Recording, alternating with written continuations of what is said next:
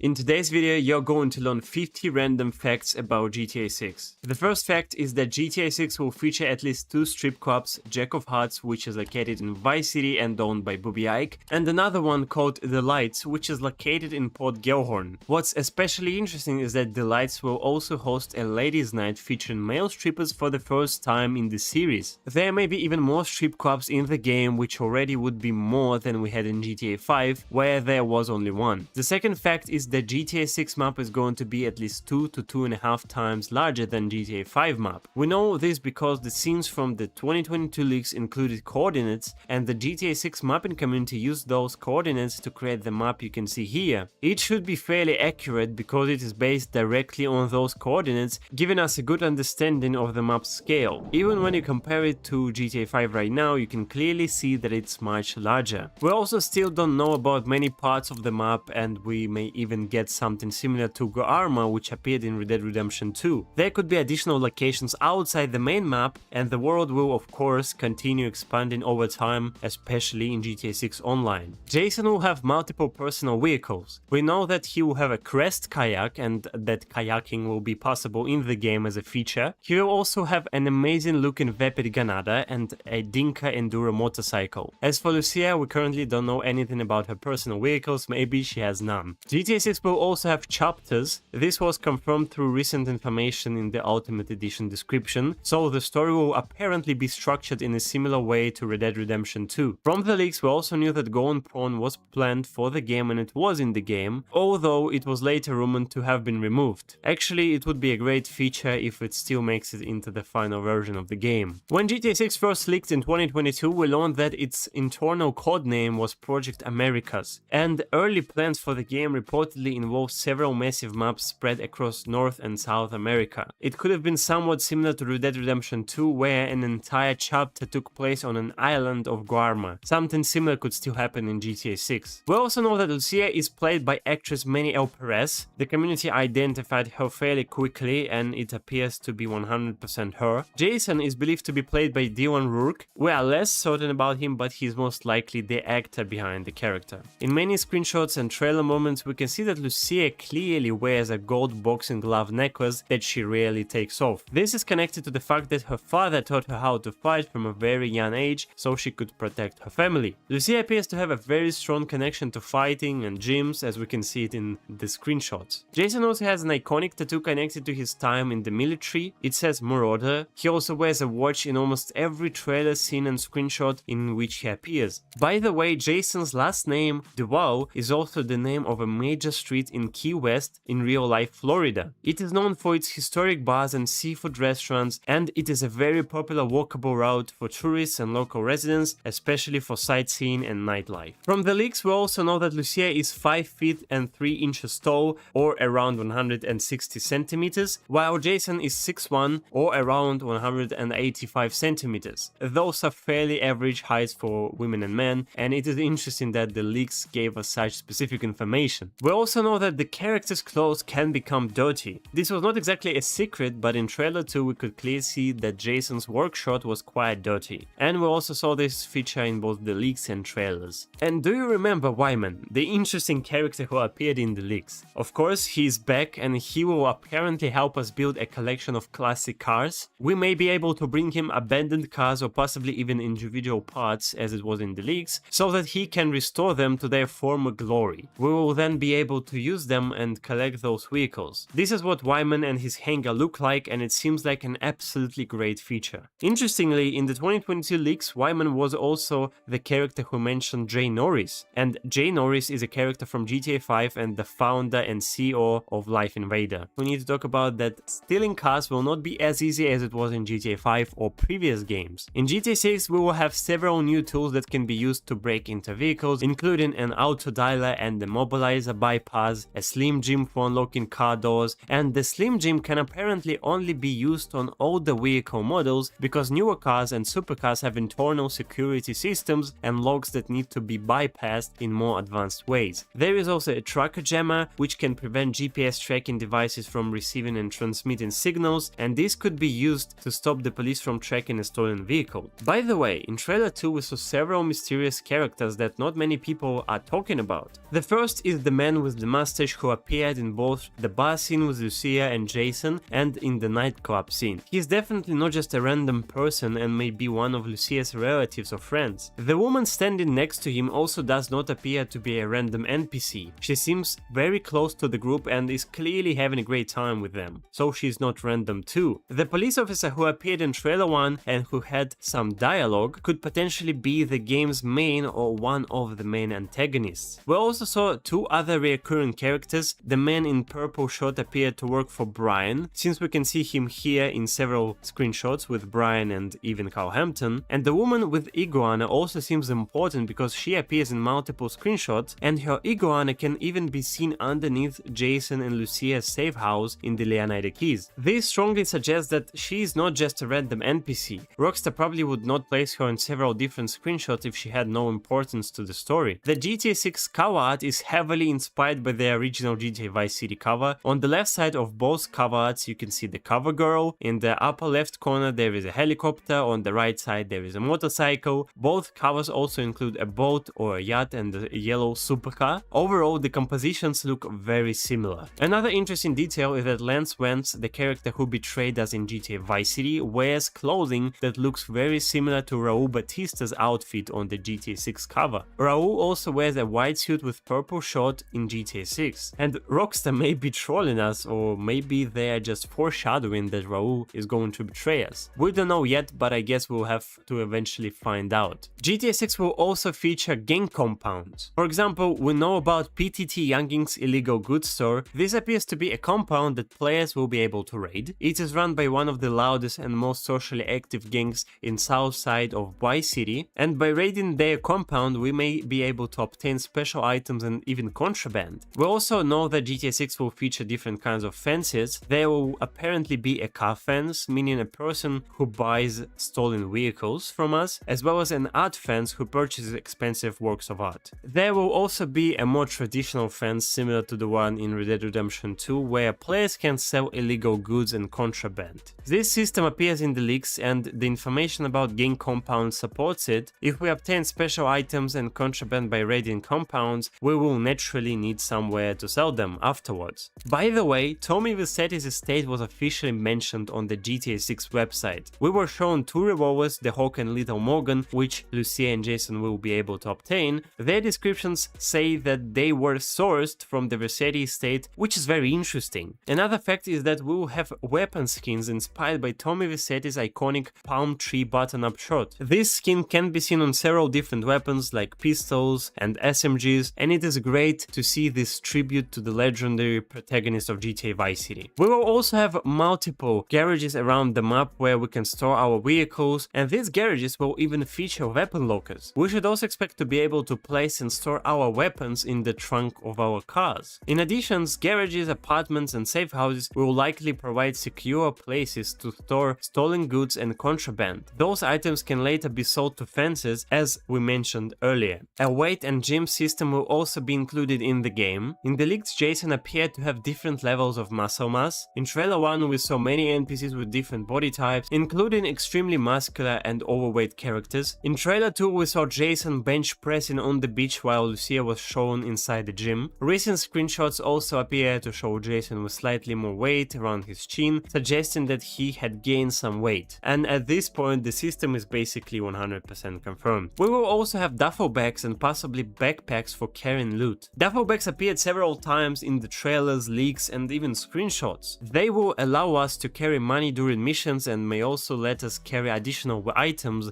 and weapons while freely exploring our world of GTA 6. And from the leaks we'll also know that the weapon wheel will be divided into sections like weapons, equipment and gear. This appears to be similar to Red Dead Redemption 2, where it was divided into weapons, items and horse related equipment. It also looks like the number of guns we will carry will be limited, just as it was in Red Dead Redemption 2. We will no longer be able to carry unlimited amount of guns like rocket launchers and other weapons like we could in GTA 5. The system will be more realistic and I really like that idea, to be honest. This is also why we will be able to store weapons and other items in our vehicle trunks and garages. We will need to choose what we want to bring with us and switch our loadout depending on what we need at the moment. Underwater exploration and marine life will be much more extensive this time. and a spear gun will also be in the game. We know about several other open world activities as well, like dice, golf, fishing, racing, scuba diving, tennis, basketball, and kayaking. The leaks also revealed a possible when shipment event. You can see the spawn location for a delivery when event near an industrial area of Podgjelhorn. One of the garages in the area has a warning sign stating that security cameras are operating nearby. This suggests that players will need to be careful not to get spotted while attempting to rob one of the vans. There will also of course be just simple robberies, including the Hank Waffles robbery that we already have seen in leaks. Another scene showed Jason entering a pawn shop and activating his special ability. This suggests that robberies will be much more extensive and available in a large variety of locations around the map, possibly including cargo containers as well. There will also be delivery missions. Some missions appear to involve delivering or collecting items from warehouses, which will probably involve transporting goods from one location to another, and the leaks also suggest that we'll have collectible hats, similar to Red Dead Redemption 2, where Arthur could find and collect unusual